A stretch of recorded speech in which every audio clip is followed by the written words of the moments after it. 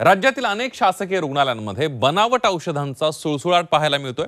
या बनावट औषधांमुळे शासकीय रुग्णालयांमध्ये उपचार घेणाऱ्या रुग्णांच्या आरोग्याला धोका निर्माण झालाय आणि त्यामुळे सर्वसामान्यांच्या जीवाशी खेळणाऱ्या औषध पुरवठादारांवर काय कारवाई करणार हाच प्रश्न उपस्थित केला जातोय। बघूया। सरकारी दवाखान्यात औषध घेताय, सावधान।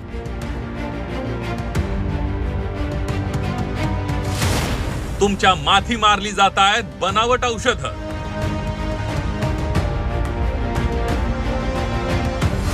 सरकारी हॉस्पिटलमध्ये बनावट औषधांचा पुरवठा।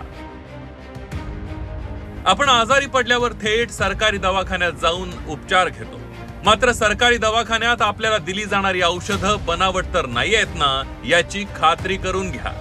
आम्ही असं म्हणतोय याचं कारण म्हणजे राज्यातील सरकारी दवाखान्यांमध्ये बनावट औषधं वितरित करणाऱ्या रॅकेटचा सुळसुळाट झाल्याचं पाहायला मिळतंय। राज्यातील अनेक जिल्ह्यांमधल्या शासकीय रुग्णालयांमध्ये बनावट औषधं आढळून आली आहेत। बीडमधील स्वाराती रुग्णालय, पुण्याचं ससून रुग्णालय आणि नांदेडच्या जिल्हा शासकीय रुग्णालयात बनावट औषधं आढळून आली आहेत। बीडच्या स्वाराती रुग्णालयामध्ये बनावट औषधांचा साठा आढळलाय। पुण्याच्या ससून रुग्णालयात सुद्धा बनावट औषधं आढळली आहेत। विशाल डिस्ट्रीब्युटर कडून या औषधांचा पुरवठा करण्यात आला होता। सध्या औषधांचा वापर थांबवण्यात आलाय। ज्यावेळेस लक्षात आलं त्यावेळेस आपण FDA लाही कळवलेलं आणि त्याच्यावर आम्ही त्याच्यापासून औषधं घ्यायचे स्टॉप केले आणि त्याला जे काही त्याचं बिल होतं ते बिल नाही काढलेलं आपण आणखी, आणि यापुढे औषधं घ्यायचे नाही असं आम्ही ठरवलेलं आहे। आणि सध्या त्याबद्दलची एक एन्क्वायरी 20,000ची चौकशी पण मी लावलेली आहे किंवा एक्झॅक्ट प्रकरण काय आहे। स्वाराती रुग्णालयात आढळलेल्या बनावट औषध पुरवठ्या प्रकरणी अंबेजोगाई पोलिसांमध्ये गुन्हा दाखल करण्यात आलाय। ठाणे आणि गुजरात मधील 4 वर गुन्हे दाखल करण्यात आले।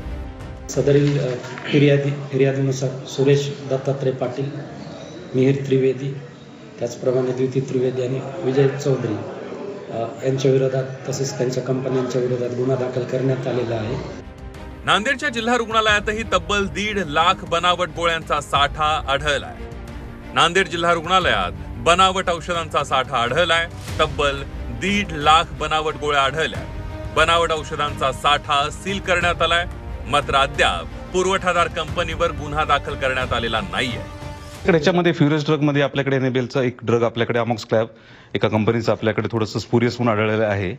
तसं आपण FDA ला पण कळून आपण FDA ला पण कळवले आणि FDA ने आपल्या ते टॅबलेट सीज केलेले आहेत। किती साधारणतः 1.5 लाख टॅबलेट्स सध्या अमॉक्सक्लॅबच्या आपल्याकडे।